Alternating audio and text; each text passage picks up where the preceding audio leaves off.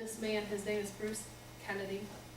He was on the school board for 15 years, and he did sign pipeline. This man was for the gas industry about 3 years ago.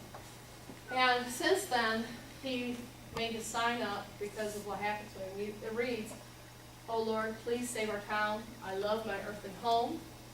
1 6-inch pipeline leak, 1 diesel fuel spill, 1 hydraulic fluid spill, 2 broken hearts." He was talking about his wife and himself, and the home of our grandchildren. What happened was, he bought his grandfather's farm. He saved up enough money, and when the farm came up for sale, he bought it last year, and he was going to give it as a gift to his grandchildren.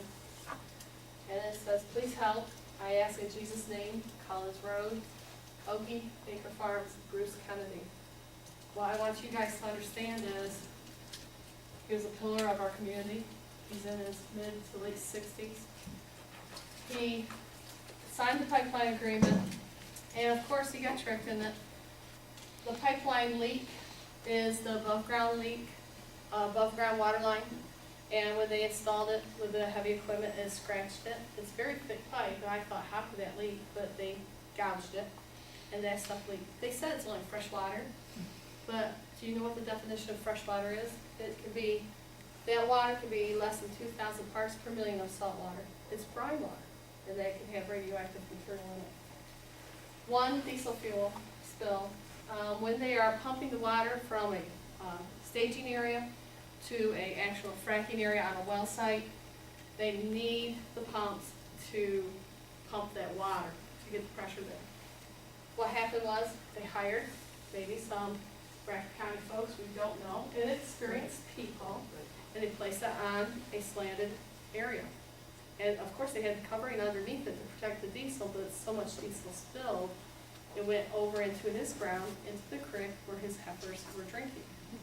He did lose 2 calves out of that deal. Those calves also were sent to Penn State. Penn State said they died of stress. Chesapeake stood over while they were doing the necropsy. Yeah. Watched them. Yeah, and the so that goes with the fluid spill as well. Here's the biggest deal of all.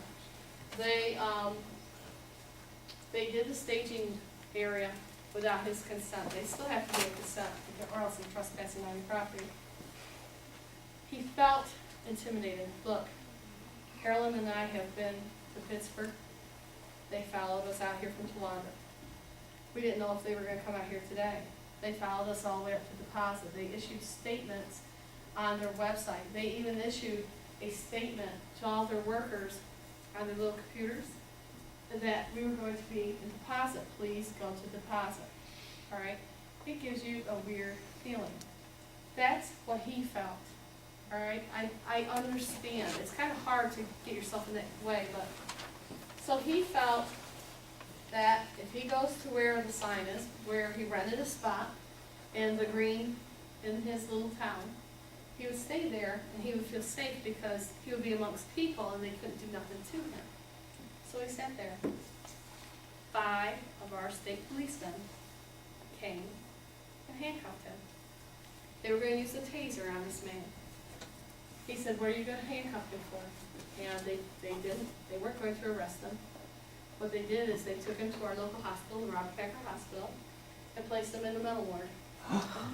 They made him sign himself in, because if he signed himself in, that he could be released within 3 days. Well, he was not released until 5 days. They also diagnosed him as being bipolar. He does not have any mental issues, never had any mental issues. If you knew Bruce, he's just like you and I.